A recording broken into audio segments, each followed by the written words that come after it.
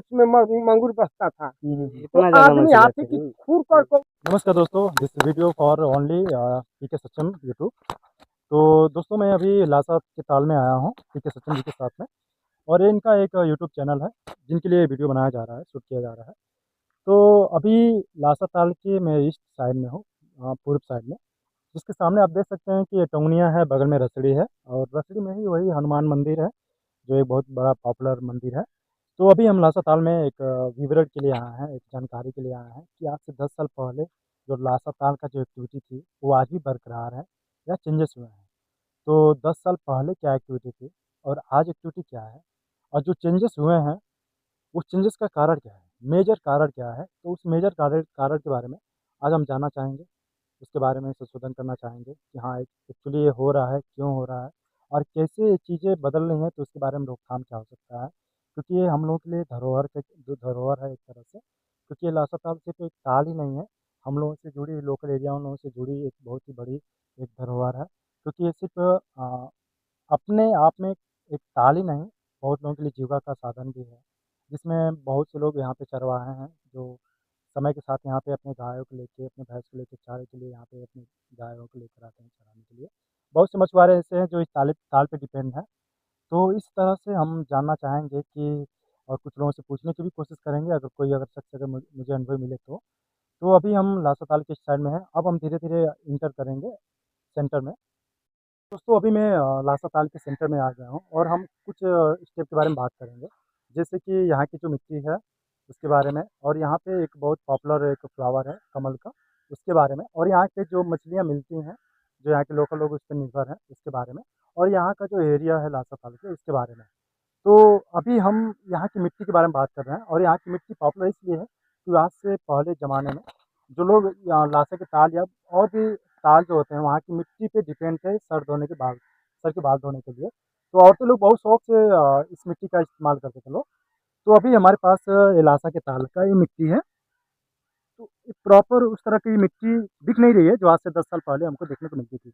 और इसका वजह बगल में हमारे ये धान लगाया गया है, धान का ये बीज डाला गया है। अब जब जब धान का बीज डाला जाएगा इसमें, तो जाहिर-सी बात है, इसमें यूरिया खाद, पोटेशियम ये सब खादें डाले जाएँगे। तो ये बह के इस तरह आती हैं, और यहाँ की जो लोकल एरिया के खेत है उसमें भी धान, जब धान की खेती होती है, चाहे अदर कोई भी फसल होता है, तो उसमें यूरिया डाई डाला जाता है। तो बारिश के समय में वो सारा खाद जो है बह के इस ताल में आता है, और यहाँ की मिट्टी एब्ज़ॉर्ब कर लेती है उस चीज़ को। तो जिसकी वजह से इसकी धीरे-धीरे लोकप्रियता कम हो गई, और इस मिट्टी का जो उपयोग है वो धीरे-धीरे बंद हो गया। और इस यही वो वजह है कि इस लासा के ताल का जो मिट्टी का जो एक बहुत बड़ा एक रिस्पॉन्स, एक इज़्ज़त थी, वो धीरे-धीरे लोकल कंपनी जैसे शैम्पू शैम्पू और साबुन हो गया, ये सब लेती गई। जबकि बेनिफिट की बात अगर की जाए, तो उस मैन्युफैक्चरिंग जो हमको केमिकल जो शैम्पू है उन सब चीज़ों से बहुत से लेवल पे ये मिट्टी हमको ज़्यादा उपयोग में मतलब साबित होती थी। तो अभी हमारे यहाँ की जो औरतें हैं इस मिट्टी को भूल चुकी हैं कि इसका बेनिफिट क्या है, क्योंकि एक जनरेशन कहीं न कहीं जा चुका है, और नए जनरेशन धीरे-धीरे इस मिट्टी को इग्नोर करते गए, और धीरे-धीरे इसका जो लोकप्रियता है मिट्टी का वो धीरे-धीरे खत्म हो गया। कट अभी हम बात करेंगे कमल के फूल के बारे में। तो कमल का फूल एक्चुअली मेरा हमारे देश का नेशनल फ्लावर है। तो नेशनल फ्लावर अक्सर अक्सर तालाबों में, बड़े-बड़े तारों में अक्सर देखने को मिलता है। तो ये सिर्फ़ एक फूल ही नहीं है, इसे इस चीज़ को हम खाने में भी इस्तेमाल करते हैं। जैसे इसका जो फूल से कोलगट्टे का एक फल फ्रूट निकल के आता है, जो हम खाने को मतलब कि इस्तेमाल में लेते हैं। तो अभी सामने हमारे दिख रहा है, वो फ्लावर है एक, ये फ्लावर है जो फ्यूचर में एक फल का रूप ले लेगा, और वो बीज फिर फ्यूचर में वो नया प्लांट का जनरेट करेगा। तो उसके साथ-साथ उसके जो जड़ें हैं, और जड़ें जो हैं तने के रूप में चलती रहती हैं। और आज से पहले 10 साल पहले, 15 साल पहले उसके जड़ें जो हैं वो बहुत दूर तक फैली रहती थी। तो इनके जड़ों में जो है गैप रहता है जिसमें हवा रहती है। तो ये जड़ें इतनी मोटी हो जाती हैं कि इसे हम बाद में कन्वर्ट हो जाता है फसिल के रूप में, जिसे हम खाने के लिए इस्तेमाल करते हैं। तो आज से बहुत समय पहले इस पूरे इलाके में, थोड़ा कैमरा घुमाना, इस पूरे इलाके में कमल का फूल रहता था, लेकिन धीरे-धीरे इसको नष्ट कर दिया गया। तो अभी जो भसीड़ का जो ऑप्शन है, जो हम खाने को उपयोग करते थे, यहाँ के लोकल लोग निकाल के बेचते थे हमारे इलाके में, लोकल इलाके में।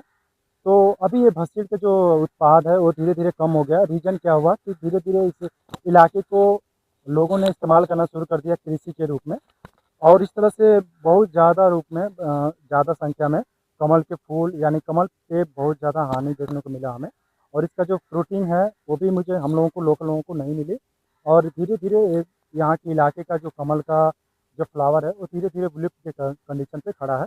तो अभी हम लासा के ताल की बात करते हैं, तो अभी पहले ऐसा था कि फूल बहुत थे, दूर से देखने में मिलते थे, दिखते भी थे, और वो चीज़ें अब समय के साथ धीरे धीरे ख़त्म होती जा रही हैं। तो अभी हम मछलियों के बारे में बात करना चाहते हैं, लासा के ताल के मछलियों के बारे में थोड़ा व्यूअर से बताना चाहते हैं आपको कि लासा के ताल में आज से बहुत पहले बहुत मछलियाँ मिलती थी, और यहाँ के लोकल जो मछुआरे थे वो उस पर डिपेंड थे। बट समय के साथ वो चीज़ें धीरे धीरे बंद हो गई। वो रीज़न ये था कि धीरे धीरे तालाब को जो यहाँ का जो ताल है उस ताल को धीरे धीरे खेती के लिए इस्तेमाल करना शुरू हो गया। प्लस जिस बांध पे मैं खड़ा हूँ इसे जेसीबी से लगा के ये जो बांध जिस पे मैं खड़ा हूँ ये नेचुरली नहीं है, इसे जेसीबी से लगा के इसको बांध का रूप दिया गया, और जो एरिया जो डाउन था उसको लेवल करके ऊंचा कर किया गया, जिसकी वजह से जलीय जीव प्रभावित हुआ। और सेकंड बात यह है कि जाल दो तरह की होती हैं। एक जाल होती हैं जो धागे से बनी होती हैं, हालांकि उसमें गैप होते हैं आधे आधे इंच के, और एक जाल मच्छरदानी की तरह होती हैं जिसमें किसी भी बच्चे छोटे छोटे बच्चों का भी निकल पाना मुश्किल हो जाता है। तो जब बात जो जाल धागे की है जो आधे इंच का गैप होता है, उसमें क्या होता है कि छोटी बड़ी मछलियाँ मिल जाती हैं, लेकिन छोटी मछलियों को फ्यूचर के लिए ऑप्शन मिल जाता है कि वो फ्यूचर में बड़ी होती हैं। लेकिन महीन धागे वाला गैप वाला जो जाल यूज़ करने की वजह से जो छोटी मछलियाँ थीं वो भी जाल के साथ बाहर आ जाती थी और वो मर जाती थी, जिसकी वजह से फ्यूचर ऑप्शन धीरे धीरे खत्म होने लगा। और बढ़ती जनसंख्या भी एक बहुत बड़ा कारण हो सकता है कि यहाँ के ताल में मछलियों का धीरे धीरे विलोपन शुरू हो गया, होने लगे। या नहीं तो यहाँ पे मछलियों में हमको जो मिट्टी की मछलियाँ हैं वो बहुत ज़्यादा जनसंख्या में मिलती थी। हम थोड़े से एरिया में अगर उसको घेरा बना के उसको मारने की कोशिश करते थे तो हमें 10 केजी 15 केजी इस तरह से मिट्टी की मछलियाँ मिल जाती थी।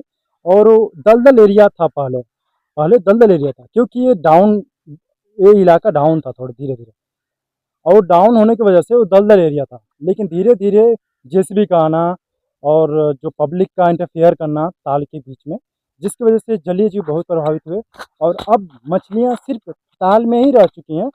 और वो ताल उस तरह के ताल जिसमें जेसीबी की मदद से बाउंडेशन किया गया, अच्छी हाइट दी गई, और लोकल लोगों ने क्या किया कि उसमें तालाब में मछलियाँ डालना शुरू कर दिया प्रॉफिट के चक्कर में, जिसकी वजह से जलीय जीव बुरी तरह से प्रभावित हुआ।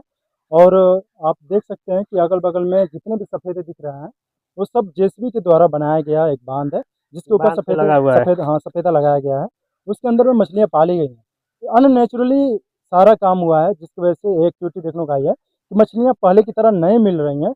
और ये ताल सिर्फ इस ताल की बात नहीं है, हमारे इलाके में जब बारिश होती थी तो हाइट से जब पानी नीचे उतरता था तो इस ताल से मछलियाँ ऊपर की तरफ जाती थी, जिसकी वजह से गाँव के लोकल लोगों के लिए मछलियाँ उपलब्ध हो जाती थी।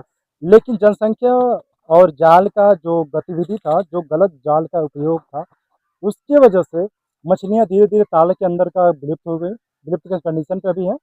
और जिस तरह की मछलियाँ पहले मिलती थीं, तो मछलियाँ मिलती हैं, लेकिन उस तरह की मछलियाँ नहीं मिलती हैं, जिस तरह की पहले मिलती थी। अभी हमारे पास एक चाचा जी अभी नियरेस्ट के जो हैं, वो अभी मिले हैं। तो अभी हम जानना चाहते हैं क्योंकि ये यहाँ से चाइल्डहुड से रह रहे हैं, तो हम ये जानना चाह रहे हैं कि आज से 10 साल पहले जो मछलियाँ मिलती थी, जी, जी। वो अभी भी मिलती हैं या विलुप्त हो अभी गई? नहीं मिलती है। हाँ, जो पहले मछली मिलती थी, हाँ, हाँ। वो अब नहीं मिल पहले जो मिलती थी 2 किलो, 2.5 किलो, 5 किलो की मछली वो मिलती थी। साइज़ की वो मिलती है। साइज़ की मछली मिलती थी। वजन के हाँ, हिसाब से वज़न के हिसाब से अब है, हुँ, तो वजन आधा कम किलो हो गया है। साइज़ का होता है तो आदमी मरवा लेते हैं। मरवा लेता है। 3 पाव की होती तो मरवाते। अब पहले की ऐसे स्वाद आज की मछली में नहीं है। नहीं है तो इसलिए कि सब खाद से मछली बनती है। बनती है, अच्छा। सब केमिकल दवाई का डालते ज़्यादा हैं प्रयोग हुआ है। और जो है कि मुर्गी की बीज डाल रहे हैं, हुँ, हुँ। इसी से पैदावार हो रही है, ठीक ना? ये लिए बहुत महँगा भी मछली हो गई है। तो अभी हमें जानने की कोशिश कर रहे हैं कि जी। आज से 10 साल पहले ये दलदली एरिया था। हाँ, दलदल एरिया था, हाँ, दलदल एरिया हाँ, था। दलदल था। तो दलदल एरिया में मछलियाँ जो मिलती थी, वो जी, जी। मछलियाँ अब मिल रही हैं कि बहुत कम मिल रहे हैं, पहले ऐसा मछली नहीं ना मिल रही है। पहले थी हाथी चल रही थी, उसी की गोड़ में 2 किलो 10 किलो मछली भी मिल जाती थी, आदमी मारते थे। हाथी हाथी मंगूर उसमें मंगूर बसता था, तो आदमी हाथी की खूर करके उदय करके मंगूर सिंह ही मारते थे।